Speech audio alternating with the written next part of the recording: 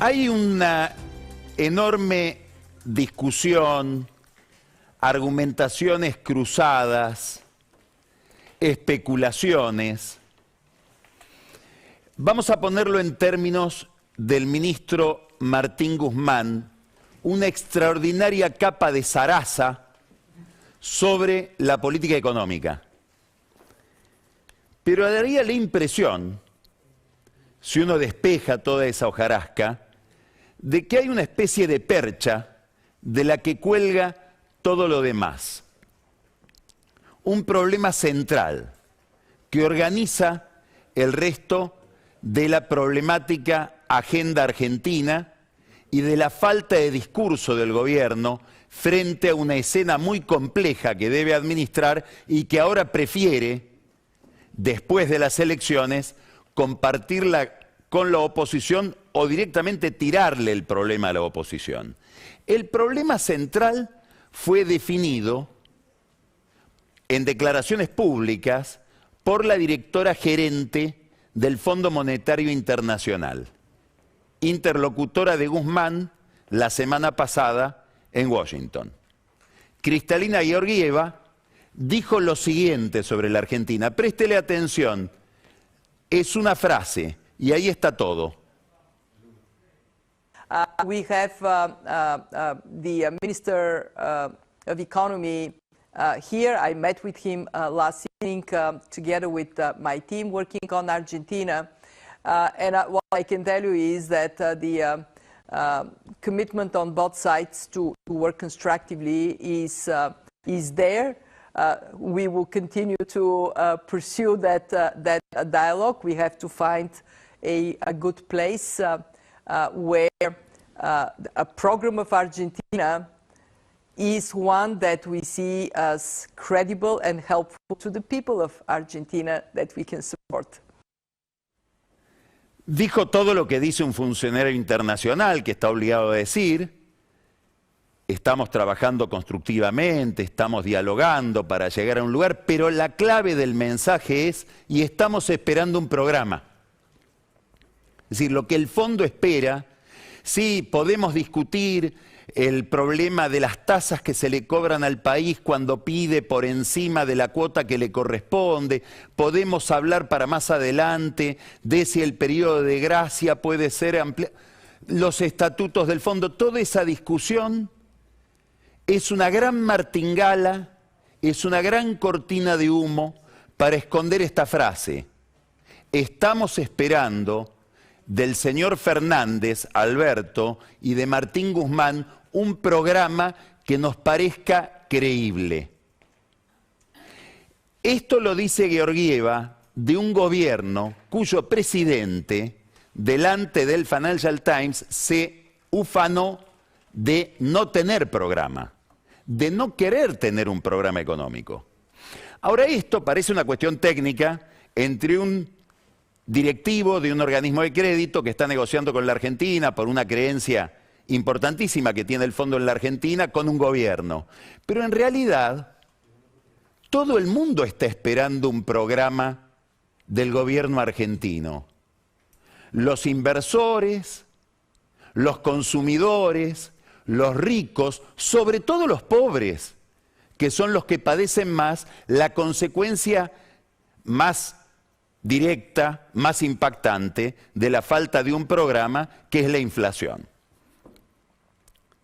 Cuando el gobierno dice, como dijo Guzmán, como repitió Mansur en New York, como repite el gobierno todos los días, se lo dijeron a los empresarios la semana pasada, queremos hacer, el gobierno tiene un compromiso político de llegar a un acuerdo con el fondo, está diciendo palabras vacías.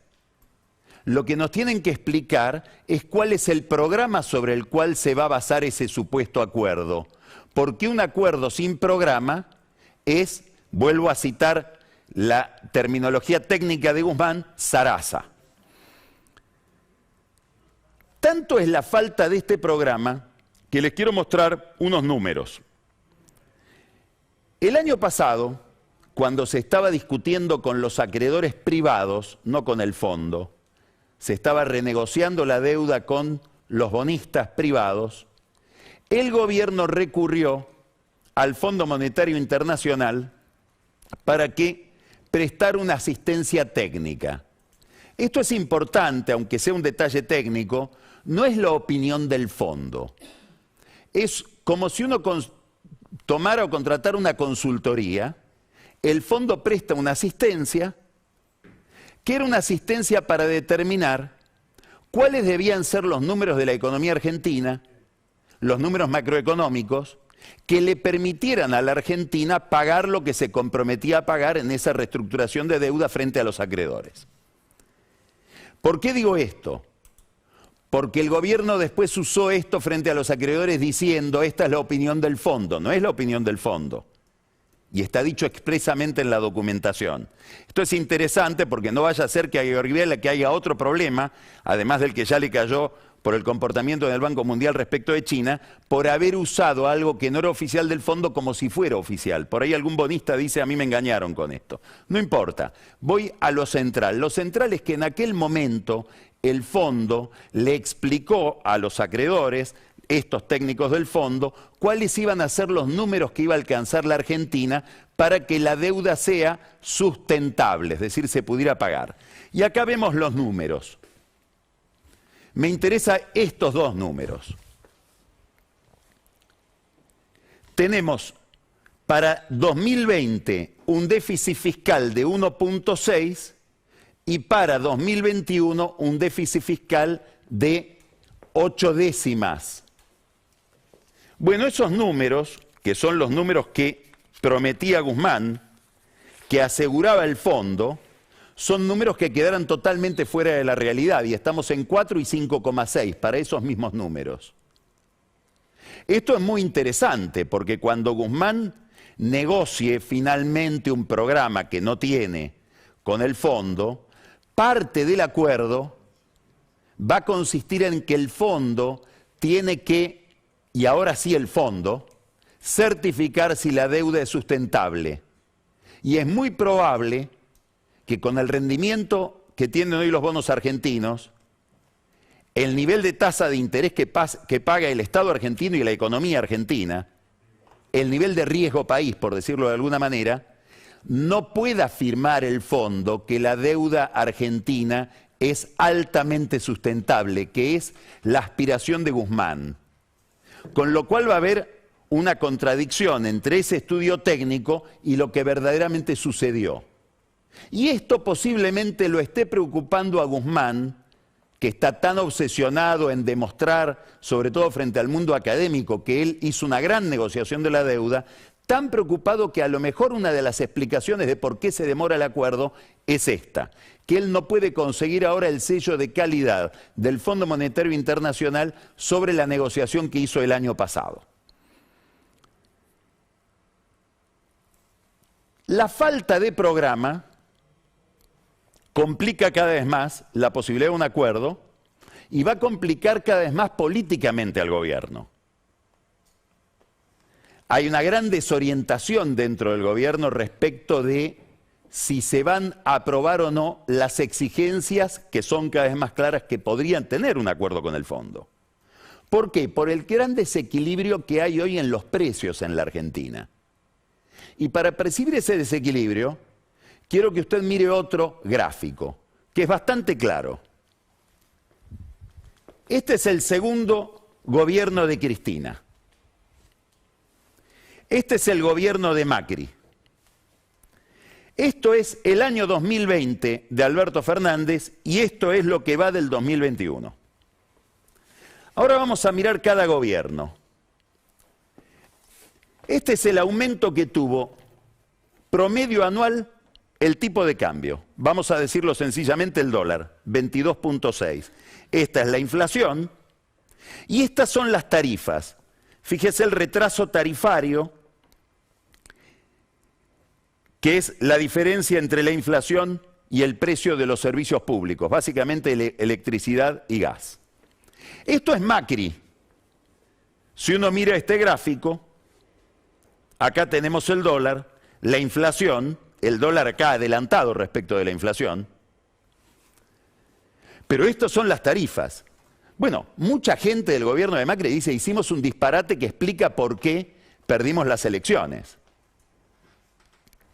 Porque el peso de las tarifas sobre los gastos de la gente se volvió insoportable. Cristina mira todo el tiempo este número y lo ve como una lección. Cuidado con tocar las tarifas. Eso explica esto otro. Esto es el primer año de gobierno de Alberto Fernández. 1% de aumento de tarifas, 35,6% de inflación. Esta diferencia es clave. Esto se paga con subsidios. Si esto se paga, la diferencia, con lo que pagamos como impuestos. Gran parte del déficit fiscal, del desequilibrio fiscal, se explica por esta diferencia, que la volvemos a tener acá. Este año se calcula que la inflación anualizada es del 51 y la actualización de tarifas del 11. Bueno, de esto van a tener que hablar con el fondo. Cuando el fondo hable de un programa en serio con la Argentina, lo que le va a preguntar a Guzmán es cómo haces para reducir el desequilibrio fiscal, el déficit fiscal, que te implica este atraso tarifario, porque esta diferencia la estás pagando con impuestos. No es que no se paga, la pagamos entre todos. Es más, entre todos le pagamos a los que más tienen y se benefician también de esta diferencia, de este subsidio al consumo de gas y de electricidad. Entonces, Guzmán, cuando vaya a presentarle a Cristina, habrá que ver qué poder tiene Cristina en aquel momento, porque el poder de Cristina va a depender de cómo salga Cristina en estas elecciones. Porque no nos olvidemos que es la jefa de todo, por lo tanto la más expuesta al fracaso. Cuando le vaya a explicar Guzmán a Cristina, este es el acuerdo, este acuerdo que ellos dicen a ciegas que quieren firmar, habrá que ver si Cristina quiere actualizar esto e ir a un tarifazo de este tipo. Entonces es ahí donde uno se plantea el gran signo de interrogación respecto de si cuando dicen que quieren un acuerdo con el fondo, saben de qué están hablando, o vamos a una fisura más grande de la que hay dentro del gobierno respecto de cómo sigue esto, de cuál es la hoja de ruta. Mientras tanto, Georgieva sigue diciendo, estamos esperando de la Argentina un programa que nos resulte creíble. Todo este panorama tan confuso, tan incierto, esta bruma que hay, no sobre los próximos 10 años, sobre los próximos 2 meses, 3 meses, Alberto Fernández se comprometió, con todos los problemas que tiene con el reloj, a firmar el acuerdo en febrero. Es decir, estos números los tiene que resolver de acá a febrero. Todo esto, que es una gran nebulosa económica en un país con altísima inflación, se sustituye con un discurso muy engañoso por parte del gobierno en medio de la campaña electoral. Y ese es el discurso que me gustaría analizar ahora. Es un discurso compuesto de palabras, de gestos, de fotos. Que es un giro del gobierno hacia el empresariado. Pero un giro hacia el empresariado que nos quieren hacer creer que es un giro hacia el mercado. Y esta es una gran confusión que existe en la Argentina. Una cosa es el mercado como espacio donde todos nos movemos y operamos libremente, en la medida en que nos dejan operar libremente. Y otra cosa son los empresarios. Cuando uno ve las reuniones del gobierno con empresarios, las reuniones que salen bien, como la que organizó, por ejemplo, Francisco de Narváez, donde dijo, en nombre de todos los empresarios que estaban en esa mesa la semana pasada, estamos entusiasmados, varios empresarios dijeron, no habla por mí. Cuando uno mira esa mesa, mercado hay muy poco ahí. Son 9 empresarios, todos regulados. La fortuna de cada uno de ellos depende de un decreto. Los empresarios del mercado son los que hoy se están peleando con Feletti por la regulación de precios. Quiere decir que hay una especie de confusión deliberada por la cual la foto con los empresarios nos hacen pensar o nos quieren hacer creer es una ida de la Argentina hacia más mercado, hacia mayor libertad económica y hacia una mayor protección o cuidado o respeto de la iniciativa privada. Esto es una recomendación, tengo entendido, que le hace el representante argentino en el fondo, Sergio Chodos, que hace tiempo está sin GPS, a Guzmán, para decirle, mirá, si querés mejorar la imagen del país acá en Washington, lo mejor es que se muestren con empresarios y organicen reuniones inclusive en Estados Unidos con empresarios, insisto, empresarios que pueden hablar muy poco de cómo es la situación económica de la Argentina porque todos dependen de alguna regulación oficial en una economía extraordinariamente regulada. En este contexto, tenemos el anuncio de hoy. Alberto Fernández, emocionado, nos dice que él defiende la creación o el mantenimiento de un régimen, que es el régimen de Tierra del Fuego, de inversión privada y de avance tecnológico. ¿Qué es el régimen de Tierra del Fuego? Es un régimen por el cual alguien importa un bien desarmado, por ejemplo una computadora, un teléfono celular, lo arma en Tierra del Fuego, le pone una caja argentina y un sello argentino, bastante poco más, muy poco más, y eso pasa como una creación tecnológica argentina, para lo cual no paga impuesto a las ganancias, no paga un arancel de importación, se salva del IVA y lo vende en el resto del país con una protección arancelaria impresionante porque cualquier bien importado que compita con ese bien es carísimo, dado el arancel que se le pone a esos bienes que quieren competir con el que se ensambla en Tierra del Fuego.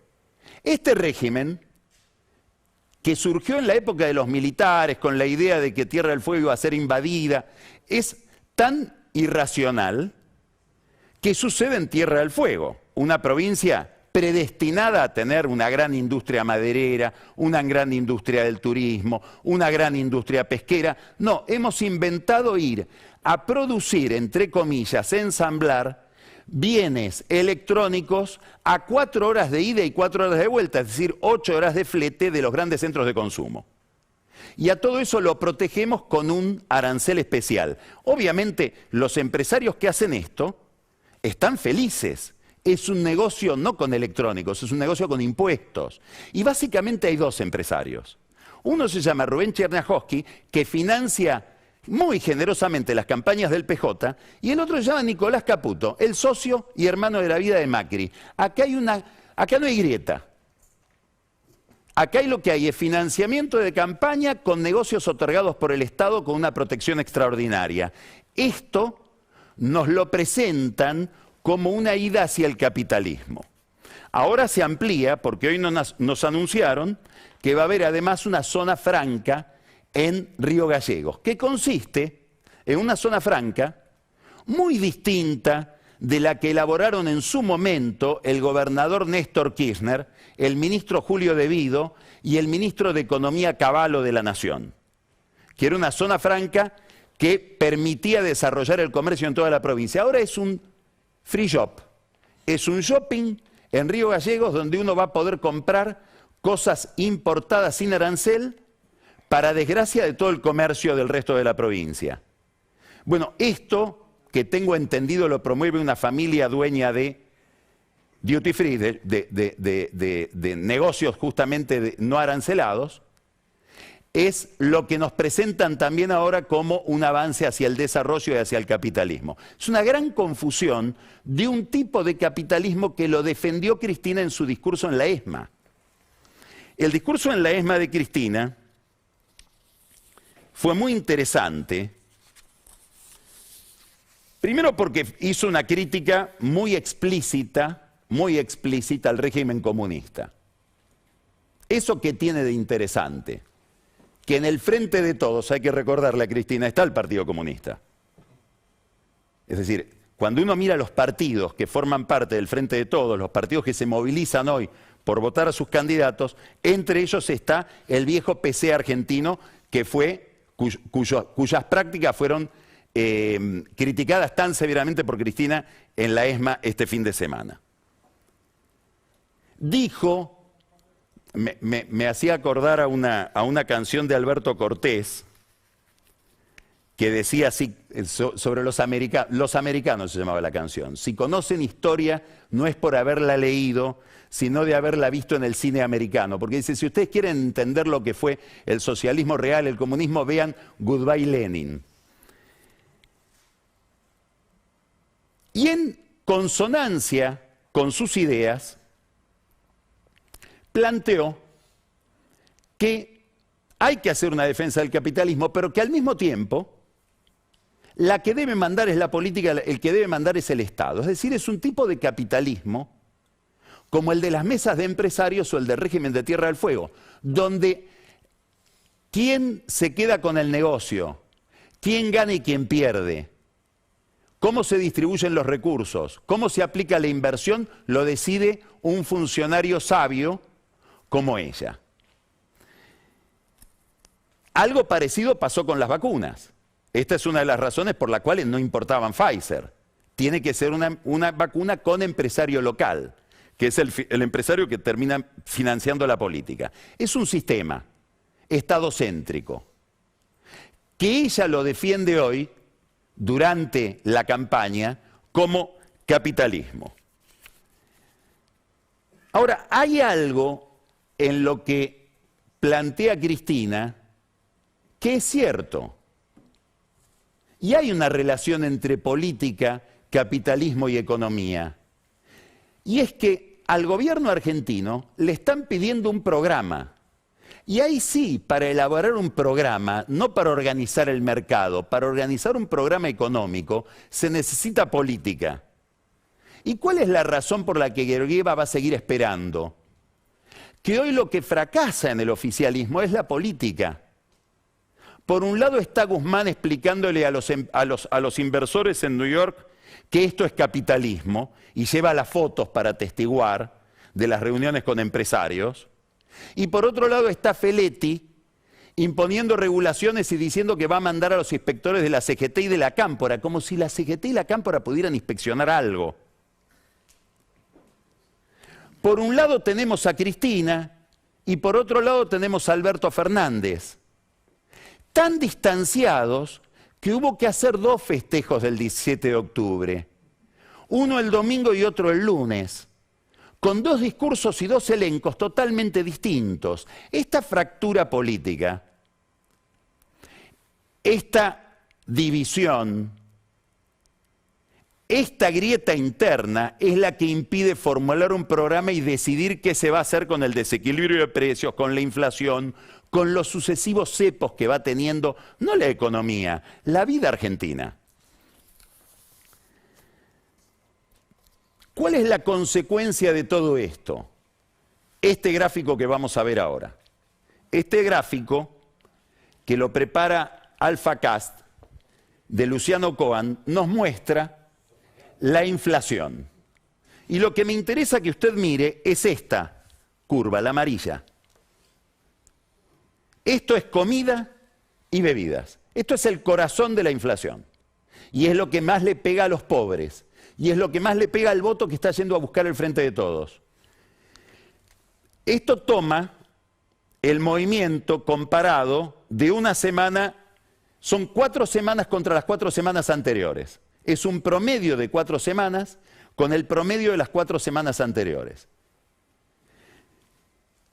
Por eso es interesante el gráfico, porque toma no lo que está pasando hoy, toma la inercia, es decir, es una estadística que va acumulando la inercia de un mes contra otro, no un mes calendario, 4 semanas contra 4 semanas. Mire dónde está la inflación de comida. Esta es la inflación general, pero mire lo que es la comida y las bebidas. Está por encima del 5%. Y dado que es una inercia que me toma las últimas 4 semanas respecto de las anteriores, debo suponer que esto va a ser muy difícil de revertir. Acá está el problema de la elección. Este es el problema del gobierno, este es el problema de la Argentina. porque esto implica el deterioro de la variable que más explica el voto, el salario real. Entonces, la pregunta es cómo se resuelve este problema.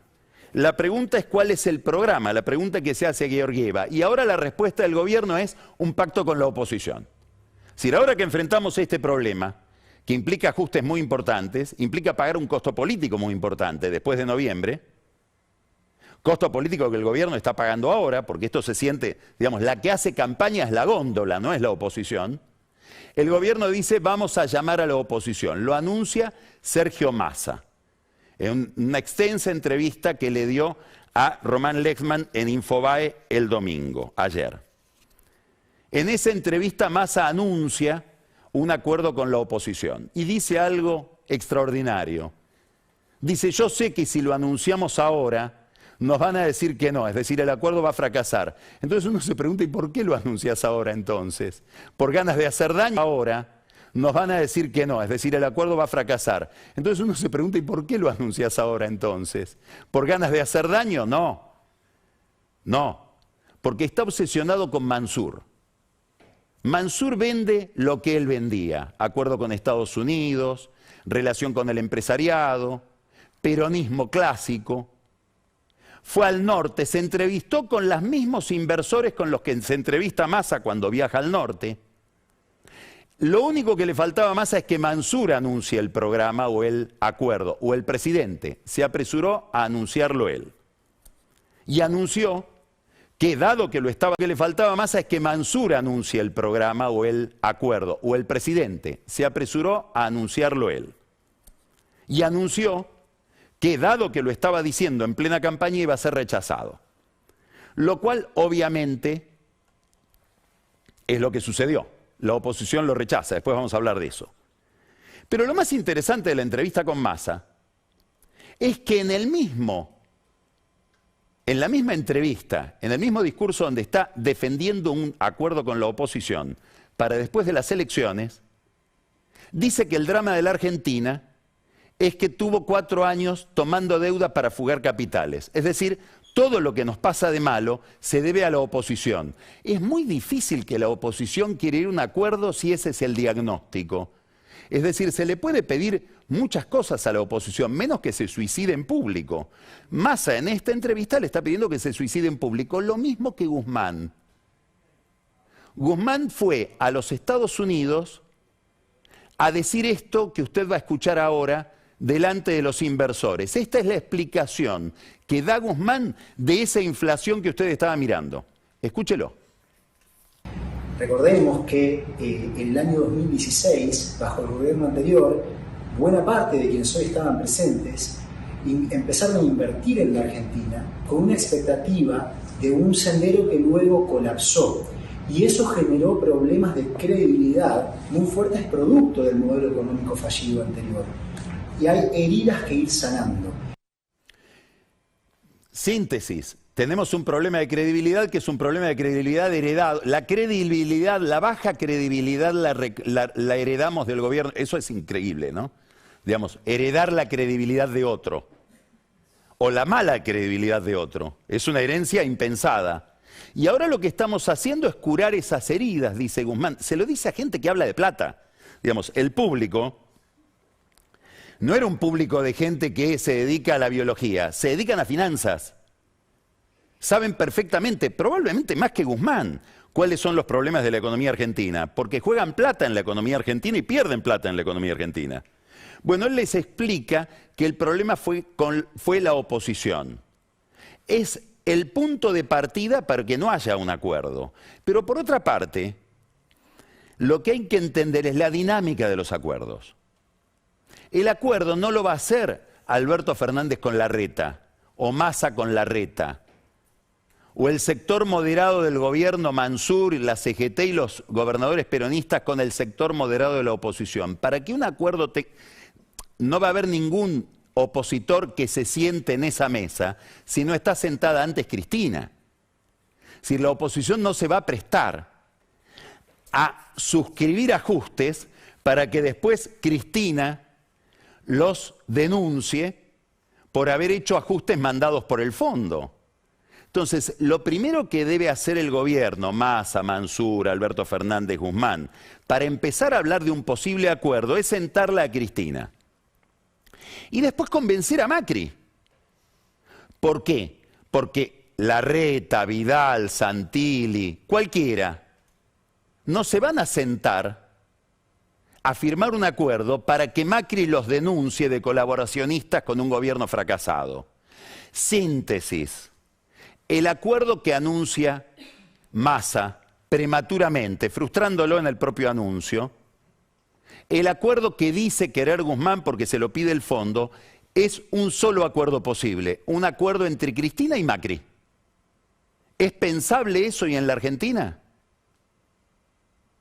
Bueno, esta es la viabilidad política de ese acuerdo que daría el programa que está esperando sentada en Washington Georgieva. Mientras tanto, el gobierno aspira a que otros sectores le hagan ese trabajo de traer a la oposición. La CGT, los empresarios, la Iglesia. La Iglesia que ha tomado distancia del gobierno, Francisco ha tomado distancia de Alberto Fernández, lo explicó muy bien el arzobispo de La Plata, Víctor Fernández, en una nota publicada en el diario La Nación, donde hizo una descripción muy descarnada del abandono por parte del gobierno de las preocupaciones centrales de la vida económico-social. Importante, Víctor Fernández, porque es muy probable que deje de ser arzobispo de La Plata para convertirse en arzobispo de la ciudad de Buenos Aires, en reemplazo de Monseñor Poli, que se jubila, y que termine siendo cardenal primado de la Argentina. Si uno quiere saber de alguien que habla con el Papa, no sé si todos los días, pero seguro 2 veces por semana, Víctor Fernández. Es decir, la voz de Fernández criticando al gobierno es muy probable que sea la voz de Bergoglio. Y esto es importante para todo el grupo de funcionarios, inclusive algunos sacerdotes, que tienen la expectativa de que el Papa viaje el año que viene a la Argentina para bendecir un acuerdo tan improbable y tan trabajoso. Un Papa, insisto, desencantado con el gobierno. Todo esto es el horizonte. Antes del horizonte está la campaña. Pareciera que lo único visible, lo único tangible es la campaña. Y en la campaña el gobierno confía en la movilización. Pregunta, ¿están tan movilizados los intendentes y los gobernadores, sobre todo los intendentes del conurbano? Hay gente que conoce mucho el conurbano y que dice, nadie se está moviendo tanto. ¿Por qué? Porque es un riesgo salir a tomar contacto con la gente. ¿Por qué? Porque hay miedo al insulto, hay miedo en la piel. La dirigencia se apartó demasiado de la gente, de la sociedad, y ahora hay miedo de retomar el contacto porque puede salir mal. Aún así, el gobierno confía en su propia movilización y confía en la desmovilización de la oposición. Y acá hay un punto, hay algo a tener en cuenta. La oposición en las primarias corrió con una ventaja en la provincia de Buenos Aires. Había una interna. Se movían los del PRO detrás de Santilli, con Larreta a la cabeza, se movían los radicales detrás de Manes. Eso le dio un enorme dinamismo a la vida de Juntos. Ahora no va a haber esa competencia. Los que buscaban el voto para Manes, ¿van a seguir buscando el voto para Manes con el mismo ahínco? Bueno, habrá que ver. Este es un factor que puede jugarle en contra a Santilli. La pregunta es, ¿los otros se despertaron? Los oficialistas, los que tienen que buscar el voto para Tolosa Paz, ¿están activos? ¿O siguen desmovilizados por miedo? Lindo tema para que hablemos después con Daniel Vilota. Cristina, ¿qué hace en este panorama? De golpe nos dice, el kirchnerismo es un mito. Otro mensaje del discurso de la ESMA. Ya Néstor me decía, dice, habrá que ver si se lo decía, seguramente sí. Nos dicen kirchneristas para bajarnos el precio, pero nosotros, somos peronistas. ¿A quién se lo está diciendo? A los gobernadores peronistas, a los intendentes peronistas, a los concejales peronistas, a los votantes de Randazzo. Es decir, a los ninguneados del kirchnerismo. Ahora hay que decirles que era una ficción esto de que éramos otra cosa, que veníamos a hacer otra política con algo que se llamaba unidad ciudadana. Ahora somos todos peronistas de Perón, porque hay que movilizar a ese que está desmovilizado porque no se sintió incluido. Por eso hay quienes interpretan que el acto de la CGT es un acto a favor de Fernández y no de Cristina. Y hoy Fernández en la reunión donde anunció la perduración del régimen de Tierra del Fuego, dijo que eso era para desarrollo, producción, trabajo. Curiosamente el lema de la CGT. Ahí hay un juego interno. La otra estrategia del gobierno es recuperar como puede la bandera de los derechos humanos, que como sabemos es una bandera que fue abandonada en Nicaragua, que fue abandonada en Venezuela y que ahora intentan recuperar de manera tan discutible en Chile, con la defensa de Jones Walla, yendo a revisar qué calidad tiene la justicia paraguaya en el caso de dos niñas que van a participar de la vida de un padre acusado de guerrillero, qué calidad tiene la justicia española. Es interesantísimo que Alberto Fernández le dedica un tuit, presidente de la Nación, a un fallo de la justicia sobre un problema en una biblioteca de Valencia, el 17 de octubre. Hay varios tuits que le dicen ¿qué diario estás leyendo? Y la jueza Servini de Cubría, con el oportunismo que la caracterizó a lo largo de toda su carrera, que va a revisar también a la justicia española, procesando a un prócer de la transición española, que fue Rodolfo Martín Villa, con argumentos que sobradamente están equivocados con datos objetivos de la biografía de Martín Villa y que ya fueron corregidos por la Cámara Federal de Buenos Aires. Todo esto es un intento defectuoso de recuperación de la bandera de los derechos humanos en medio de la campaña, bandera que es la que la llevó a Cristina a utilizar para un acto electoral la ESMA. ¿Cuánto pesa todo esto frente al gráfico que mostramos hoy? Frente a esto, más de 5% de aumento en el precio de los alimentos en una inercia que lleva semanas. Esta es la pregunta. La pregunta que nos lleva a otras preguntas. ¿Cómo se corrige eso? ¿Va a haber aumentos de tarifas después de la elección? ¿Va a haber una corrección del precio del dólar? ¿Va a devaluar este gobierno? ¿Con qué argumentos van a ir a presentarle a Georgieva el programa que está esperando? Esta es la única pregunta. Y si quiere ver cuál es el problema, volvamos a Georgieva. Va a ver lo que nos dice. And the most important task for the country is indeed to give that roadmap as to what is the direction to travel and how do we know that we are reaching our destination. We are there for Argentina. The mission will return in November.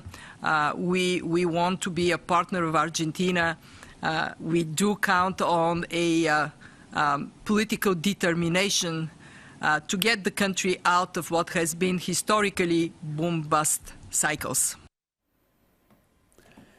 ¿Qué dice Georgieva? Lo único que queremos saber de Alberto Fernández y Guzmán es cuál es su hoja de ruta, por dónde quieren ir y sobre todo a dónde quieren llegar.